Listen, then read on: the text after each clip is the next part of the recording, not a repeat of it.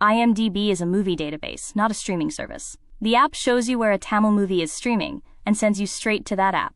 Here is the full process. First, install the official IMDb app from the Google Play Store or Apple App Store and sign in with your Amazon or IMDb account.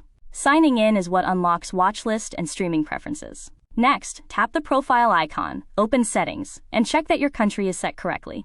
Streaming options are region-based, so a wrong country hides all Tamil providers. Now open Account Settings and select Preferred Services. Tick the services you actually use, such as Prime Video, Netflix, Jio Hotstar, Sun NXT, AHA, or ZEE5. IMDb will now show these first. Tap the search bar and type the Tamil movie title.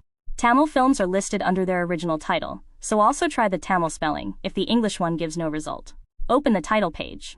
Directly under the poster, you will see the Watch section, with provider buttons marked as included with a subscription, rent, or buy.